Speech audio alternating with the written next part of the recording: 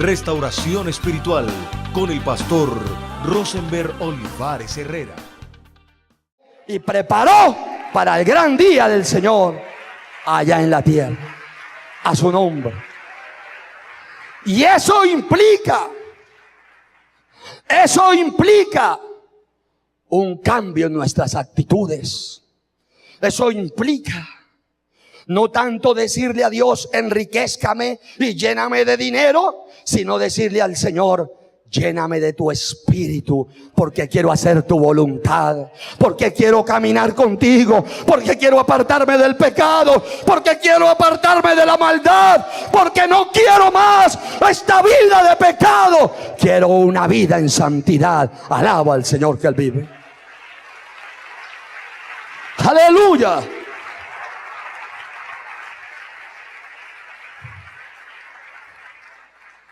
Cuando en la iglesia se predica la prosperidad sin santidad, se está haciendo lo mismo que los brujos y los hechiceros hacen. Escúchelo bien. Cuando yo le predico a usted la prosperidad sin la condición de la santidad, estoy haciendo lo mismo que el brujo. Cuando la mujer va donde el brujo para que le arregle su situación, el brujo le dice, mire, es que usted está arruinada porque usted tiene 2 amantes y porque usted es fornicaria y adúltera. ¿Le dice así? No. Ellos predican santidad. ¿Perdón? No. Ellos predican prosperidad sin santidad.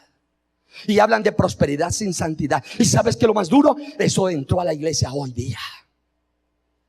Eso entró a la iglesia hoy día. Le está mostrando el camino fácil a la gente, sin necesidad de arrepentirse ni convertirse, porque entre otras cosas ya han tapado parte de la doctrina. Ya no hablan de la salvación, ya no hablan, mi amado hermano, de la santidad en que tenemos que andar para ser salvos. Ya no hablan, mi amado hermano, del arrebatamiento. Ya no hablan de la doctrina fundamental de la iglesia. Se perdió. No les interesa. ¿Por qué? Porque trajeron la doctrina de los brujos y los hechiceros y la metieron. Un brujo le habla a usted de que lo va a prosperar con el agua bendita. Le habla que lo va a prosperar con el agua de ruda, con la mata de sábila, rezada 7 veces. Y traiga la plata, y traiga 200, y traiga 1.000.000, y verá cómo le va a ir de bien. Eso le habla el brujo. El brujo le dice a usted, apártese del pecado. No, porque si le dijera apártese del pecado, le estaría diciendo no venga acá. ¿Aló? ¿Aló? Y hoy en la iglesia ahí pasa lo mismo. Pasa exactamente lo mismo. Tengo una revelación profética para ti. Tengo la última profecía que Dios me dio. Voy a hacer un acto profético aquí. Y todo el mundo, amén. Y brincan y saltan. Dios te va a bendecir. Dios te va a dar. Dios me está hablando que aquí hay gente que va a recibir 100 millones de pesos en poco tiempo, pero tienen que traer 2 ya mismo aquí. ¿Qué es eso? ¿Qué es eso? ¿Eso es palabra de Dios? Ah, pero Dios me habló. ¿Cómo así que Dios le habló? ¿Por qué no se arrepiente mejor? ¿Usted cree que Dios va a prosperar un adúltero? ¿Usted cree que Dios va a prosperar un fornicario? ¿Usted cree que Dios va a prosperar un mentiroso? ¿Usted cree que Dios va a prosperar un engañador? Puede usted vender la casa y traer la plata a la iglesia, pero si usted no se arrepiente, es mejor que no haga eso, porque primero tiene que convertirse y arrepentirse de verdad y caminar de la mano del Señor. Alaba al Señor que Él vive. Alaba al Señor que Él vive. Aleluya. Por eso el pueblo está caminando en una dirección contraria a la que el Señor camina. El Señor dice, mis caminos son de paz y mis caminos son de santidad, y sin santidad nadie verá al Señor. Hoy la santidad en la mayoría de las iglesias cristianas en este momento es una palabra que la tienen guardada en el cuarto de las reliquias, a su nombre.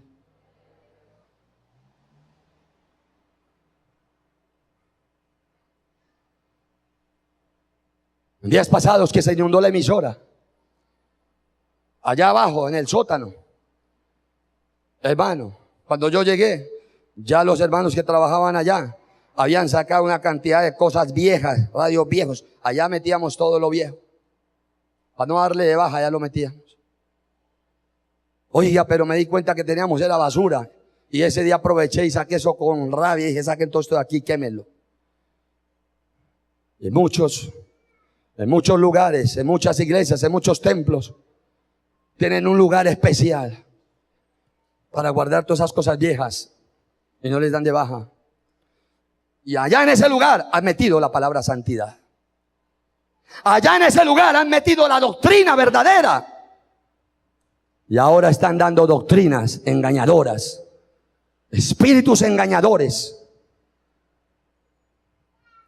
Y la gente está alimentándose ahora con metafísica. La gente la están alimentando con palabras lisonjeras, mentirosas, engañadoras. Pero la iglesia no está caminando en la dirección que el Señor quiere que camine.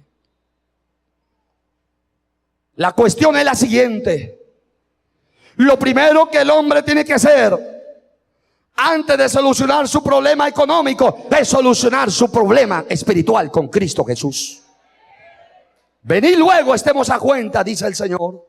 Si vuestros pecados fueren como la grana, como la nieve serán emblanquecidos. Y si fueren rojos como el carmesí, vendrán a ser como blanca lana. Segundo, cuando el hombre conoce a Cristo Jesús y se aparta del pecado, tiene que caminar una vida de integridad, de santidad. Entonces va a tener mucha fe. Dios va a hacer milagros en esa persona, tantos, que entra a participar del plan de Dios. ¿Y cuál es el plan de Dios? El plan de Dios es bendecirte en esta tierra hasta que pases a una eternidad.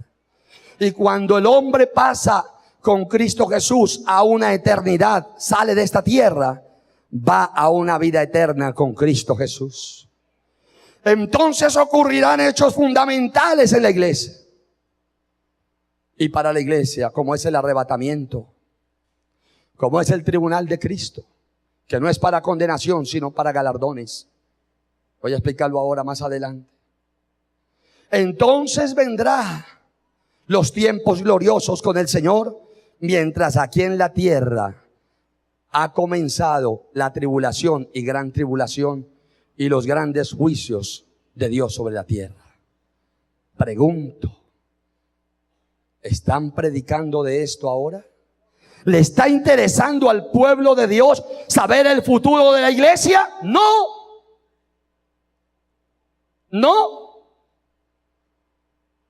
¿Por qué? Porque el pueblo y la iglesia está caminando en un camino equivocado, en un camino desviado. Cristo va por un lado y la iglesia ha emprendido una trocha por otro lado. Escúchelo bien, mi amado hermano. Los servidores en el reino de Dios estamos sirviendo de la misma forma en que el Señor quiere que sirvamos. Estaremos sirviendo y nuestro servicio estará siendo aprobado por Dios. Es una buena pregunta que todos los días yo me hago. ¿Estoy agradando a Dios cuando le sirvo? Y qué bueno que usted se pregunte igualmente, ¿agrado a Dios en mi ministerio? ¿Agrado a Dios en mi servicio? Pero entonces viene la otra pregunta. ¿Y cómo hago o cómo me doy cuenta si estoy agradando a Dios? Le voy a mostrar y le voy a contestar bíblicamente cómo su ministerio agrada a Dios. Vaya a Filipenses. Vaya a Filipenses. Y la recomendación que nos hace el Señor a través del apóstol Pablo en la carta a los Filipenses es la siguiente. A su nombre. A su nombre. Dice la palabra en el versículo 3. Aleluya. Leamos desde el versículo, número 3. Dice: nada hagáis por contienda o por vanagloria. Antes bien estimando cada uno a los demás como superiores al mismo. No mirando cada uno por lo suyo propio, sino cada cual por lo de los otros. Filipenses 2:5, sigo. Haya pues en vosotros este sentir que hubo también en Cristo Jesús, el cual siendo en forma de Dios, no estimó el ser igual a Dios como cosa a que aferrarse, sino que se despojó a sí mismo, tomando forma de siervo, hecho semejante a los hombres, y estando en condición de hombre, se humilló a sí mismo, haciéndose obediente hasta la muerte y muerte de cruz. Por lo cual Dios también le exaltó hasta lo sumo y le dio un nombre que es sobre todo nombre, para que en el nombre de Jesús se doble toda rodilla de los que están en los cielos y en la tierra y debajo de la tierra, y toda lengua confiese que Jesucristo es el Señor, para gloria de Dios Padre. Alábalo, que puedes alabarlo a Él. Aleluya. Cuando uno es un servidor de Dios, se olvida de mirar lo de uno y comienza, mi amado hermano, a mirar y a trabajar por los demás. Principio fundamental del Evangelio. A su nombre. Y Él mismo lo dice y lo da como ejemplo y lo da como un mandamiento a los servidores. Versículo 5, léalo. Filipenses 2:5 dice: haya pues en vosotros este sentir que hubo también en Cristo Jesús. Escúchelo bien. ¿Qué dice la Biblia? Que en usted y en mí, si somos servidores del Señor, debe de haber un mismo sentir, el que sintió Cristo Jesús. Pregunto, ¿cuál fue el sentir del Señor Jesús? Entonces tenemos que volver otra vez a Juan 3:16. De tal manera amó Dios al mundo, que dio a su Hijo unigénito, para que todo aquel que en él cree no se pierda, mas tenga vida eterna. Un momento, pero aquí dice que de tal manera amó Dios, y en las Biblias, en las versiones renovadas, dice de tal manera amó Dios Padre al mundo. Un momento, pero es que el Hijo estuvo de acuerdo. Jesús estuvo de acuerdo. A su nombre. El Hijo se puso de acuerdo con el Padre y con el Espíritu Santo a rescatar la humanidad. A su nombre. Y aquí en Filipenses dice que toda persona que ha recibido al Señor, todo servidor, toda persona que quiera servirle al Señor, debe de tener un mismo sentir. ¿Cuál sentir? El de Cristo. ¿Y cuál fue el de Cristo? Por amor se entregó a los demás. A su nombre. A su nombre. Ese es el servicio del pueblo cristiano. Ese es el servicio. Yo quiero preguntarle, ¿usted es un siervo de Dios? ¿Usted es un siervo de Dios? ¿Cuánto oras por los demás? ¿Cuántos oras por tu pueblo? ¿Cuánto oras por tu comunidad? ¿Qué testimonio das a los demás para poder alcanzarlos para Cristo Jesús? ¿Cuántas cosas estás dispuesto a sacrificar para entregarle al Señor? Y no estoy hablando de tu dinero. Estoy hablando de cosas que son parte de tu personalidad, como la rabia, la soberbia, el engaño, la mentira. ¿Cuántas cosas estás dispuesto a entregar y a morir por la causa de Cristo Jesús? ¿Cuántos tragos amargos estás dispuesto a pasarte en la vida por la causa de Cristo Jesús? Eso es pensar en los demás. Porque cuando yo no pienso en los demás y le sirvo al Señor, alguien me hace algo, entonces yo me voy a levantar y no me importa lo que pase. ¿Eso es pensar por los demás? No. Porque no sabes cuántas personas te puedes tirar. Porque no sabes cuántas personas puedes dañar. Y eso es lo que están haciendo hoy los líderes cristianos. A más de uno están atropellando, están dañando. No están pensando en los demás, sino en ellos mismos. Y están haciendo lo que dice la palabra del Señor en la carta a los Romanos, de las cuales nosotros no tenemos que cuidar. Vaya a la carta a los Romanos, capítulo número 16. Aleluya. A su nombre. Romanos capítulo número 16. ¿Qué dice la palabra del Señor? Aleluya. En el versículo número 17. Mas os ruego, hermanos, Romanos 16, 17.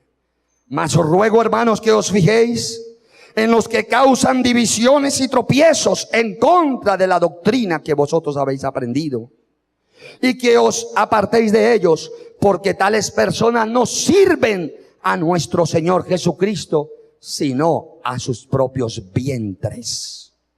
Y con suaves palabras y lisonjas engañan los corazones de los ingenuos. ¿Lo leyó o no lo leyó? Voy a volvérselo a leer. Permítame volvérselo a leer.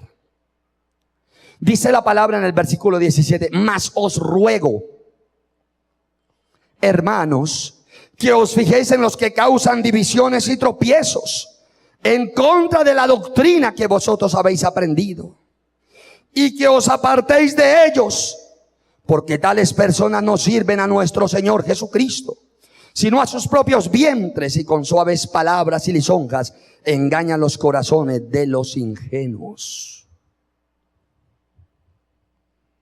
Entonces, si yo comparo esta palabra con la palabra en Filipenses 2:5 que acabamos de leer,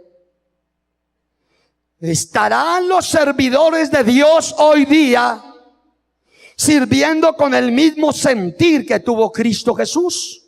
No. No.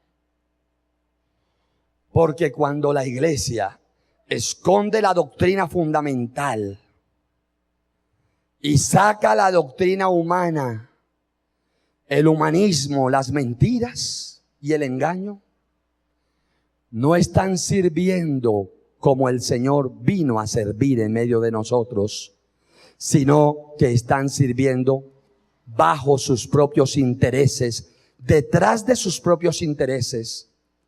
Están sirviendo para alimentar sus propios vientres. Y Dios no se agrada de ello. Dios no se agrada de ello. Porque hoy la iglesia tiene que ser direccionada en el camino del Señor. Y qué bueno que todos los que estamos aquí reunidos digámosle no a esas doctrinas de engaño y de mentira. Cerremos filas y digámosle no a todas esas palabras lisonjeras, mentirosas y engañadoras. Y quien no predique la verdad, no lo debemos escuchar. Es tiempo de que haya un remanente firme. Y qué mejor que los primeros en tomar esa decisión seamos este grupo de líderes, de hombres y mujeres que servimos día y noche en nuestras congregaciones por amor a la obra de Cristo Jesús. Alaba al Señor que Él vive.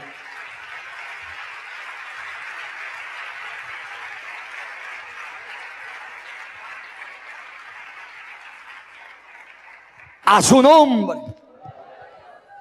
A su nombre.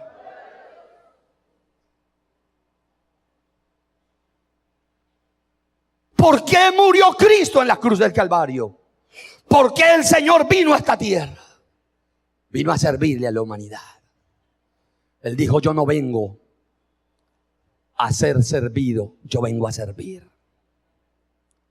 Y se entregó a sí mismo porque nos amó profundamente y nos sigue amando profundamente. No tenía Cristo otro interés. No lo tenía. Por eso dice la palabra que el único interés que lo movió a él fue el amor por nosotros, y que por tal motivo se despojó a sí mismo de su deidad, y hecho semejante a los hombres en forma de siervo, fue a la muerte, y muerte de cruz.